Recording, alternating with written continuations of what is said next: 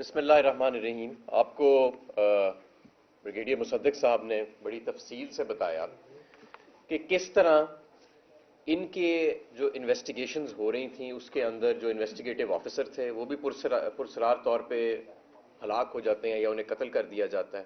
تمام گواہان کی پرسرار طریقے سے موت واقعہ ہو جاتی ہے یا انہیں قتل کر دیا جاتا ہے. ایک سازش کے تحت ان لٹیروں کو، چوروں کو ملک پہ مسلط کیا جاتا ہے اور پاکستان کی سب سے مقبول قیادت کو دیوار کے ساتھ لگا کے ان کو NRO 2 دیا جاتا ہے. اور یہ پورا مذاق جو اس وقت ہو رہا ہے قوم کے ساتھ، ایک مذاق ہو رہا ہے قوم کے ساتھ. ہمارے نظام پہ سوالیہ نشان اٹھایا جا رہا ہے کہ کس طرح غیر مقبول لوگ، بدنام لوگ، بے ایمان لوگ غیر جمہوری طریقے سے پولیٹیکل انجینئرنگ کے ذریعے ان کو مسلط کیا جاتا ہے پوری قوم کے اوپر، اور پھر ایک ڈرامہ رچایا جاتا ہے، قوانین تبدیل کیے جاتے ہیں. یعنی کہ چوری کو قانون بدلوا کے چوری کو لیگل کور دیتے ہیں اور پھر کہتے ہیں ہم باعزت بری ہو گئے. یعنی چوری کو کہا گیا کہ یہ چوری نہیں رہی، کرپشن کو لیجیٹمائز کر دیا گیا پاکستان میں، اور پھر کہا گیا دیکھو ہم جو ہیں. اور یہ شخص جو عمران خان صاحب کو آج جس طرح کے جملے کس رہا ہے، تم تو کک بیک اسپیشلسٹ مشہور ہو حکومت کے کوریڈورز کے اندر. تمہاری کیا منہ، کیا متھا، کیا اوقات کہ تم عمران خان سے بات کر رہے ہو.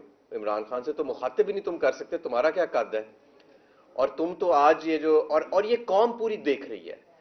یہ آپ یہ نہ سمجھیں کوئی شخص بھی کہ قوم کی آنکھوں میں کوئی دھول جھونک سکتا ہے.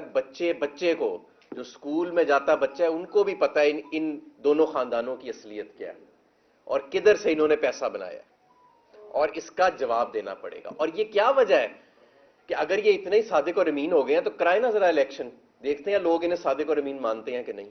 الیکشن کا نام لو تو ان کی کانپیں ٹانگ جاتی ہیں، اور الیکشن کا نام لو تو یہ 13 جماعتیں اپنے اربوں ڈالر سمیٹ کے، اور اتنے بڑے خاندان کو سمدھی بیٹھا ہے، وزیر خزانہ کو بیٹا بیٹھا ہے، کو پوتا بیٹھا ہے، جو پیدا نہیں بھی ہوا اس کے بھی پیسے نکلی آ رہے ہیں.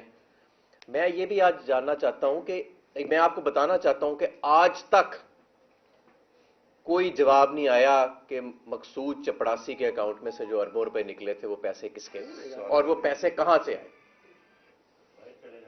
وہ پیسے کہاں سے آئے مقصود چپڑاسی کے اکاؤنٹ میں سے؟ کیوں جی بریگیڈیئر صاحب، وہ آج تک کسی نے جواب دیا ہے؟ آج تک وہ جواب نہیں ملا قوم کو کہ ان کے ملازموں کے اکاؤنٹ میں اربوں روپے جو آئے وہ پیسے کون سے تھے. کیا یہ موٹر وے کا کمیشن تھا جس کے پیسے جمع کرائے گئے تھے؟ یہ جو پاور پلانٹ لگائے گئے، جب یہ پاور پلانٹ لگائے گئے تو ذرا ٹریول ہسٹری چیک کرے نا سلمان شہباز کی. یہ ان ممالک میں کیا کرنے جاتا تھا جہاں سے یہ آ رہے تھے؟ 20 اس کے ایک سال کے اندر ٹرپ کیوں لگے ہوئے تھے؟ کیا یہ پیسے ان پاور پلانٹس کا کمیشن تھے؟ آج یہ سوال ان کا جواب نہیں دے سکے. مقصود چپڑاسی کے اکاؤنٹ میں پیسے کدھر سے آئے؟ وہ اربوں روپے کس کے تھے؟ آج پوری قوم نظام سے، پورے اس ملک کے نظام سے یہ سوال کر رہی ہے. ایک سائیکل چوری کرنے والا سنت نگر میں پکڑا جاتا ہے، اس کو الٹا ٹانگ دیتی ہے پولیس. کوئی بچہ بھوک سے روٹی چوری کرتا ہے تو اس کو مار مار کے اسے ہلکان کر دیتے ہیں. اور کوئی اربوں ڈالر چوری کرتا ہے، کک بیک اسپیشلسٹ مشہور ہے حکومت کے ایوانوں میں، وہ آتا ہے اور اس کو ہار پہنائے جاتے ہیں، وہ آ کے لیکچر دیتا ہے. وہ تمہیں تو فیٹف میں لیکچر دینا چاہیے جا کے کہ منی لانڈرنگ ہوتی کیسے ہے اور ٹی کیسے ہوتی ہے، تاکہ اس کے اگینسٹ قوانین بنائے جائیں.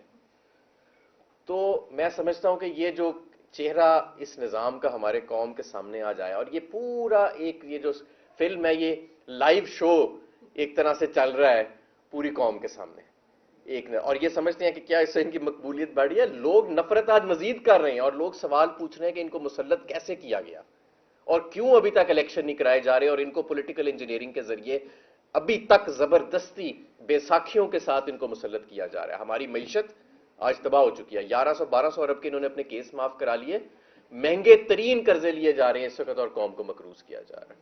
اور آج ہم یہ بھی، جس طرح شفقت صاحب نے اناؤنس کیا کہ آج ہم یہ بھی اناؤنس کر رہے ہیں کہ ہم یہ تمام جو کیسز میں ان کا ایکویٹل ہو رہا ہے یا کرایا جا رہا ہے، اس کو ہم سپریم کورٹ میں چیلنج کریں گے. اس NRO 2 کی حکومت میں آتے ساتھ فیتی کر دیں گے، ہم اس کے پڑھچے اڑا دیں گے، اور یہ قوم کا پیسہ ہے، ایک ایک روپے کا حساب لیا جائے گا. اور میں یہ بھی یہاں پہ کہنا چاہتا ہوں کہ یہ قوم کبھی معاف نہیں کرے گی. یہ جو عدل کے ساتھ، جو انصاف کے ساتھ، جو عوام کے پیسے کے ساتھ جو توہین کی گئی ہے، اور جس طریقے سے یہ اسکرین چلائی جا رہی ہے، آج پوری قوم غصے میں ہے ان چہروں کو دیکھ کے کہ کس طرح ان چہروں کو گلیمرائز اور گلوریفائی کیا جا رہا ہے اور انڈیمنیفائی کیا جا رہا ہے. یہ ملک جو ہے یہ اس مقصد کے لیے نہیں بنا تھا، اور انشاءاللہ تعالیٰ جلد عوام اس کا احتساب کرے. میں ایک چیز اس میں ایڈ کرنا چاہتا ہوں، ریکارڈ میں لانا چاہتا ہوں، وہ یہ ہے کہ 1100 ارب کے تو کیسز معاف کیے گئے. پی ٹی آئی کے دور میں ہم نے ٹوٹل 3.5 سال میں 480 ارب روپیہ ریکور کیا. اس کا ریٹ بنتا ہے 130 ارب سالانہ. یہ ڈراپ ہو کے ابھی جب سے یہ لوگ آ کے بیٹھے ہیں یہ 10 سے 15 ارب تک پہنچ گیا ہے، اور یہ بھی پرانی قسطیں پلی بارگین کے اندر چل رہی ہیں. تو قوم کو جو کنٹینیوس پر ایئر لاس اس وقت چل رہا ہے نیب کے ان کیسز کو ختم کرنے کا، وہ تقریباً 120 ارب سالانہ ہے. کیونکہ وہ جھیل یا وہ پونڈ جو 1100 ارب کی تھی، یہ وہیں سے ریکوری ہوتی تھی اور خزانے میں پیسہ جاتا تھا. اس پوری پونڈ کو انہوں نے ڈرائی اپ کر دیا، ختم کر دیا، کیسز ہی ختم کر دیے. اور یہ لاس ہے جو میں ریکارڈ پہ لانا چاہتا ہوں کہ 120 ارب کا لاس اس NRO2 کی وجہ سے قوم بھگت رہی ہے پر اینم پر سال کے حساب سے. Thank you.